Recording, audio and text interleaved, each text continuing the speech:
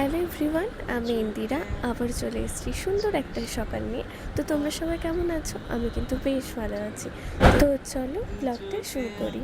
তো সকাল সকাল উঠে পড়ে আমার প্রথম কাজ, আমি এই দিকটাতে চলে আসি। তো এইদিকে চারিদিকটা সবুজ দেখতে এত ভালো লাগে।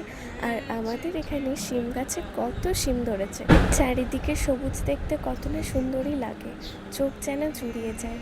কিন্তু কোথাও যেন হারিয়ে যায় মাঝে মাঝে এই সবুজ চারিদিক। তো যাই হোক, তারপরে আমি চা বসিয়ে দিয়েছিলাম আমার আর অমিতের জন্য। তো এইদিকে অমিত উঠে পড়েছে, এখন ফ্রেশ হয়ে নিচ্ছে। তাই আমি আর অমিত দুজনে মিলে এখন বসে পড়েছি চা খেতে। আর এই সকাল হোক বা সন্ধে হোক, এক কাপ চা না হলে বেশ মন্দ চাই না। তো যাই হোক, এখন এই চা খেতে খেতে একটু গল্প করতে করতে তারপরে চলে এলাম রান্নাঘরে। আর যেহেতু আমি বাড়িতে আছি, তাই চেষ্টা করি ওর পছন্দের খাবার বানাতে। ওই বলতে, ওর যেমন এখন এই গরমের মধ্যে পাটির শাক খেতে খুব ভালোবাসে। ওকে প্রত্যেক দিন দিলে ও প্রত্যেক দিনই খাবে। তাই আমি ভাবলাম আজকে পাটের শাক করি। আর এখন এই সবে সবে পাটের শাক উঠেছে, আর ভাত দিয়ে খেতে কতই না ভালো লাগে। তো শাকের জন্য আমি এখন রসুন ছাড়াতে শুরু করেছি। প্রত্যেক শাকের মধ্যেই যে একটু করে রসুন একটু করে দিলে বেশ ভালোই লাগে খেতে, আর গন্ধটাও বেশ সুন্দর লাগে। রিকো এখনও ঘুমাচ্ছে, তাই ভাবলাম আগে থেকেই এখন আমি শুরু করে দিই রান্নাটা। কারণ রিকো উঠলে আমাকে কিছু করতে দেবে না, কারণ ও যা এখন দুষ্টু হয়ে গেছে। তো যাই হোক, আমি এখন তেল গরম করতে দিয়েছিলাম, তার মধ্যে এখন আমি জিরে আর লঙ্কা ফোড়ন দিয়ে দিয়েছি। এটা হচ্ছে প্রত্যেক দিনের মুড়ি খাবার বলো বা কোনো কিছুতে ফোড়ন দেওয়ার জন্য আলাদা করে আমি এটা করে রাখি। তো তারপরে আমি আবারও তেল দিয়ে কিছু রসুন আর পেঁয়াজ দিয়ে দিলাম, আর একটু শুকনো লঙ্কা, সেটা অবশ্য পাটের শাকের জন্য। তো সেটাও তুলে রেখে হঠাৎ করে পূজার ডাক পেলাম। তো তখন আমাকে বললো মাছ দিয়েছে। তো আমি মাছ আনতে চলে গেছিলাম, আমাদের পুকুরের মাছ। ফিরে এসে ভাবলাম কি যে না, এখনও সময় আছে, রিকো ওঠেনি, তাই ভাবলাম যাই শাকটা বসিয়ে দিই। তো আমি এদিকে কড়াইয়ে জল দিয়ে একটু হলুদ, একটু খাবার সোডা আর লবণ দিয়ে আমি শাকটা বসিয়ে দিলাম। শাকটা কিন্তু বেশ কচি ছিল, তাই বেশিক্ষণ আমাকে সিদ্ধ করতে হয়নি।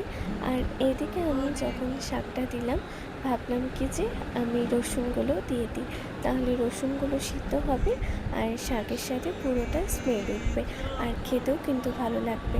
তাই আমি একেবারে রসুন আর পেঁয়াজ আর শুকনো লঙ্কা, যেটা আমি ফোড়ন তুলে রেখেছিলাম, তো সেটাই আমি এখন শাকের মধ্যে দিয়ে ভালো করে নেড়ে আমি এখন ঢাকা দিয়ে রেখে দেব।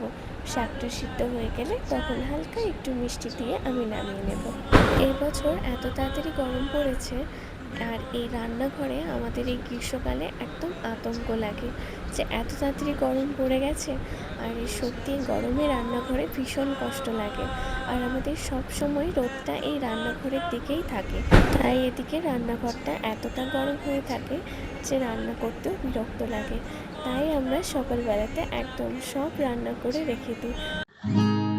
দু চোখে আঁকছে শীত বাহারি ডাক টিকিট, দু চোখে আঁকলো শীত বাহারি ডাক টিকিট, আর সে রোদের চিঠি পাঠালো পিয়ন। তো এদিকে আমার কিন্তু শাকটা প্রায় হয়ে গেছে, আর শাকটা এত নরম ছিল, এত কচি, তো বেশিক্ষণ সময় লাগেনি শাকটা হতে। আমার অবশ্য একটু হলুদ হয়ে গেছিলো, কিন্তু খেতে ভালো হয়েছিল। এইদিকে আমি কিন্তু পোস্ত করতে শুরু করে দিয়েছিলাম। পোস্তর আলুগুলো আগে তেলের মধ্যে ফোড়ন দিয়ে আমি এখন ভেজে নিচ্ছিলাম। তো তারপরে আমি টমেটো দিয়ে দিচ্ছিলাম, এর মধ্যে কিন্তু কোনো রকম পেঁয়াজ আমি দিইনি। আলুটা একটু ভালো করে ভেজে নেওয়ার পর তারপরে জল দিয়ে এটা সিদ্ধ করে নিতে হবে। তারপরে জলটা যখন একদম টেনে নেবে, আলুগুলো সিদ্ধ হয়ে যাবে, ঠিক তারপর এই পোস্তটা দিয়ে একটু জল দিয়ে নেড়ে লঙ্কা দিয়ে নামিয়ে দিতে হবে। তো এটাও ছিল কিন্তু অমিতের একটা আবদার। তো আসলে আমাদের পাশেই শ্যামচাঁদ ঠাকুর এসেছে, তো সেখানে নাকি পোস্ত আর কি ভোগ দেওয়া হয়েছিল, তো সেটা আমাদের দেওয়া হয়েছিল। তো পোস্তটা ভীষণ খেতে ভালো হয়েছিল, আর এরকমভাবেই রান্না করা হয়েছিল। তো আমাদের তো এরকমভাবে রান্না আমি করিনি, আর এই আজই প্রথমবার আমি রান্না করলাম। তো তো সত্যি খেতে খুবই ভালো হয়েছিল। আমি রান্না করছি বলে নয়, সত্যি খুব ভালো হয়েছিল রান্নাটা। আর এরপর থেকে আমি তো এইভাবেই রান্না করব। আর অমিতেরও পছন্দ হয়েছিল। এখন আমি আলুটা ভালো করে ভেজে নিয়েছি। এখন আমি এটা জল দিয়ে এখন এটা সিদ্ধ করতে দেবো, কারণ সিদ্ধ হয়ে যাওয়ার পর তারপরে যখন জলটা টেনে নেবে আলুটা সিদ্ধ হয়ে যাবে, ঠিক তারপরেই আমি তখন পোস্তটা দেবো। তো এখন কিন্তু এটা সিদ্ধ হয়েছে এখন 70% মতো। তো এটা আমি এখন ঢাকা দিয়ে রেখে দেবো। তো তারপর এটা ভালো করে সিদ্ধ হয়েছে। তো এখন কিন্তু আমি এখানে পোস্ত দিয়ে দিয়েছিলাম। এখন কয়েকটা লঙ্কা চিড়ে আমি দিয়ে দিয়েছি। এখন আমার পোস্ত কিন্তু একদম ডান। তো এইদিকে আমার রান্না শেষ করতে করতে আমার এদিকে নকুল সোনা ঘুম থেকে উঠে পড়েছে। তো যাই হোক, কোথায় উঠে এখন ও জল খাচ্ছে সেটাই দেখো।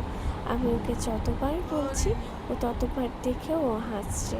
তো পেছনে ওর পান্ডা রয়েছে, পান্ডাটার সাথে ওর খুব রেষারেষি। মানে পান্ডাটাকে ও কোনো কিছু শেয়ার করবে না, মানে ওকে নিয়ে কোনো কিছু বলা যাবে না। পান্ডার সাথে ওর কোনো তুলনা করা হবে না, মানে পান্ডাকে কিচ্ছু দেয়া হবে না, মানে ওকে সব কিছু দিতে হবে, ওকে আদর করতে হবে। কিন্তু পান্ডাকে যখন আমি বকবো তখন কিন্তু পান্ডাকে ও আদর করে দেবে। তো সেজন্য এখন পান্ডাকে বলছে ওকে হাই করে দিতে, ওকে হামি খাচ্ছে। পান্ডার সাথে ওর যত না শত্রুতা, তার থেকেও বেশি ওর সাথে ভাব। ওকে মারবে, ওকে ওর সাথে হিংসে করবে, ওর সাথে খেলবে, ওর সাথে সব কিছু।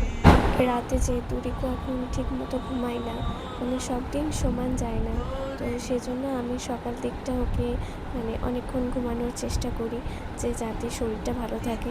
এমনিতেই তো মানে সারাক্ষণ এই শরীর খারাপ ওই শরীর খারাপ, তো সেই জন্য আমি ওকে এই সকাল টাইমটাও যাতে ঘুমায়, তো সেরকমই ও ঘুমিয়েও থাকে। রাতেও কী প্রবলেম হয় আমি জানি না, কিন্তু এই সকাল দিকটা ও খুব ভালোভাবে ঘুমায়, তো সেজন্য আমি ওকে ডিস্টার্ব করি না।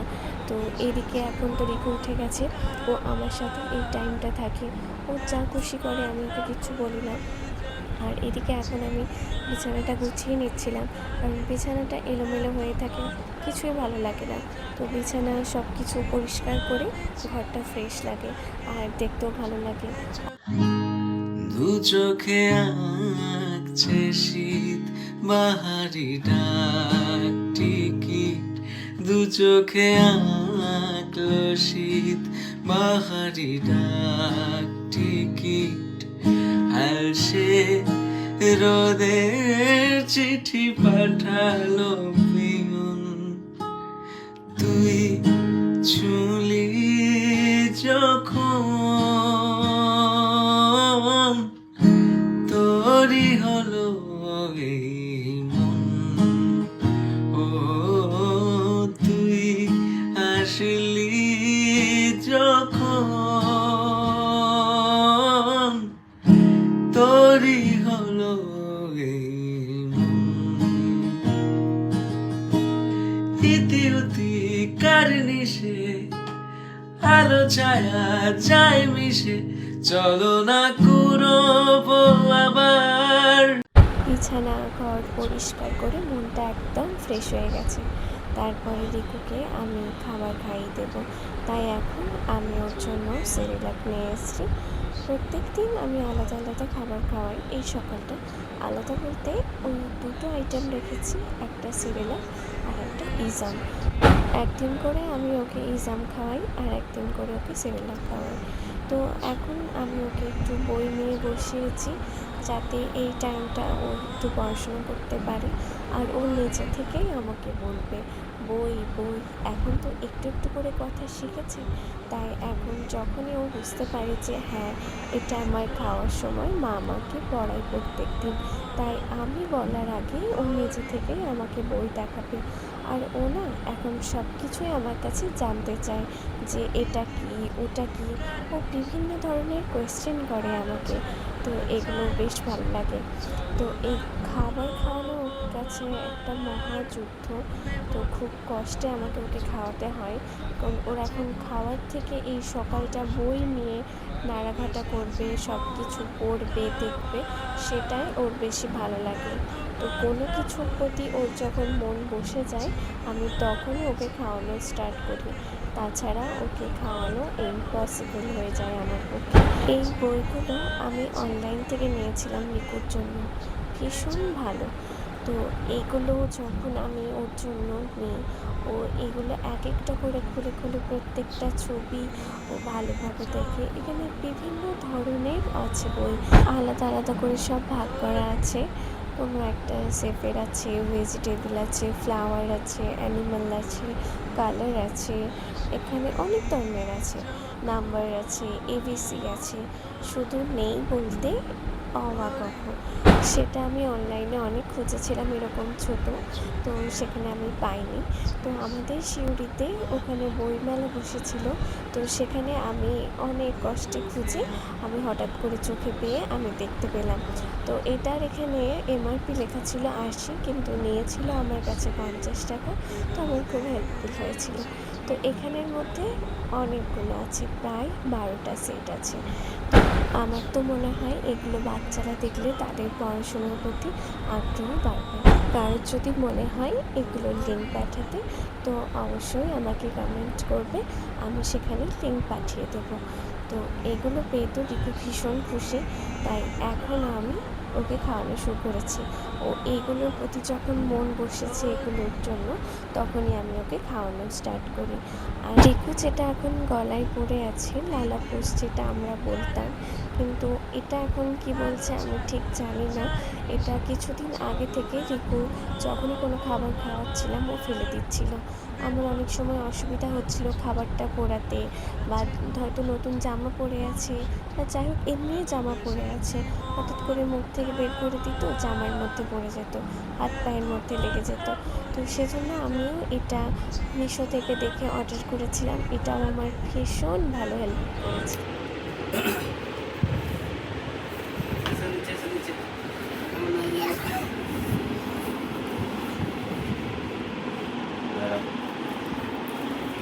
বানানাটা বের করি, ওইটা ধরো, ওইটা ওইটা কি এটা?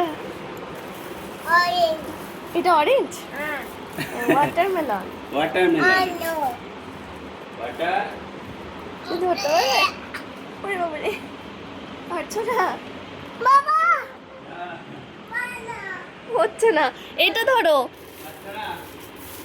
এটা এটা ওয়াটারমেলন, ওইটা ধরতে হবে। Banana banana